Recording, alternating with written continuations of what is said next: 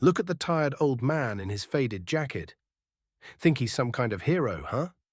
The words tore through the small cafe like a slap. Mid-morning sunlight filtered through the glass, illuminating the chipped mug of coffee on the counter and the veteran's weather-worn U.S. Army jacket that sat draped over his shoulders. Its colors dulled, its patches frayed from decades of service. He remained silent, leaning against the counter, bronze hair now white and skin marked by age and experience, eyes fixed on his untouched breakfast beneath him. The bully, tall and broad, swaggered into the scene, booted feet scooting aside a stool so the old man couldn't sit. A cruel grin split his face. "You sure those medals mean something?" he sneered, blinking at the veteran's stillness as though waiting for a reaction. Around them, the cafe fell quiet. Forks paused mid-air, conversations slowed. The veteran's hands trembled just slightly, not from fear, but from the weight of years carrying something far heavier. He looked up, met the bully's gaze, and something stirred in the room. Not a roar, not a confrontation, but a question. The bully kicked the stool again and laughed. "Sit somewhere else, Grandpa. This world moves fast, old man. Can't clutter up the aisle." The old man didn't flinch. He straightened his spine as best he could. His jacket creaked softly. He took a breath.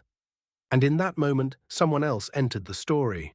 From the corner booth, 4 men rose.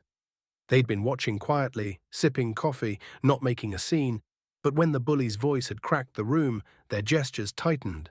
They stood, one after the other, like specters of discipline, their presence shifting the air. The bully didn't notice at first. He continued jeering, but then he did. His grin faltered. The first of the 4 men stepped forward, boots silent on the linoleum, dog tags glinting faintly under his shirt collar. The second, third, and fourth flanked him quietly, a silent wall of strength. No flourish, no swagger, just purpose. "You disrespect one veteran," the leader said, voice even yet firm. "You disrespect all of us." The bully froze. His eyes flicked from the old man to the new arrivals. The veteran shifted slightly, heart pounding not from fear, but from memory. His jacket, once crisp and proud, now soft with age, held its weight in the chasing silence. The 4 men came closer. One laid a hand gently on the veteran's shoulder. "You served, sir?" he asked. The old man nodded slowly. "Vietnam. 3rd Infantry. 70. His voice was low but clear. The bully's sneer wobbled. "Then let us buy your breakfast, sir," the second man offered, turning slightly so the bully could see the tattoo on his forearm. The only easy day was yesterday. No question. The bully's bravado crumbled in the face of quiet truth. The third man stepped forward. "You got a problem with that?" he asked. The bully swallowed. I was just joking." He glanced around. The small crowd's shock had tentatively shifted into support. The veteran remained still, but his shoulders relaxed minutely. The 4th man knelt to help the old man steady in his chair and placed 2 cups of coffee on the table. "Now apologize. Or leave." The words held no softness. They carried memory, duty, and time spent under fire together.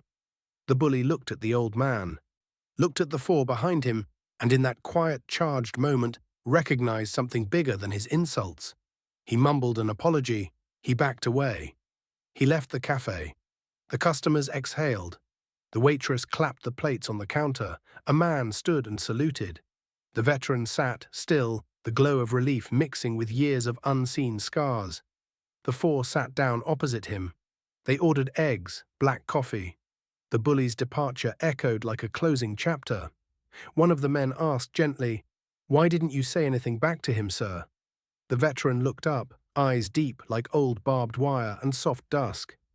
"Because," he said quietly, "I've fought enough wars to know that sometimes the strongest weapon in a man's arsenal is silence." The room listened. "But thank you for making sure I didn't have to stand alone today." He touched the faded patch on his jacket with a trembling hand. "I wore this not for applause. I wore it so I could keep promises. I never asked for thanks, but I won't walk off with shame either." The 4 nodded. The leader reached across the table and shook the veteran's hand. "Thank you, sir, for your service." There was no spotlight, no fanfare, just quiet respect.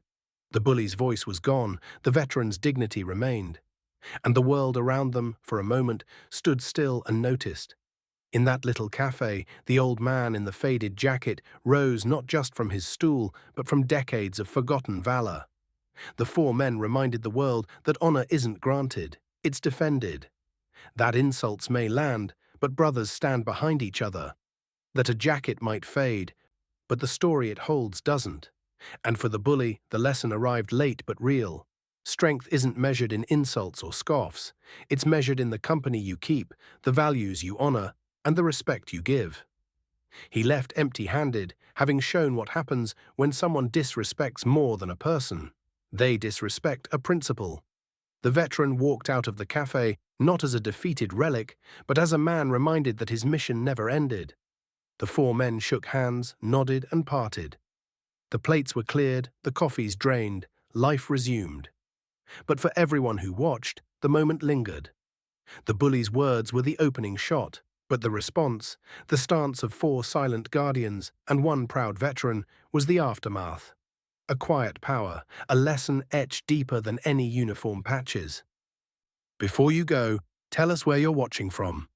We love seeing this family grow across countries, cultures, and continents.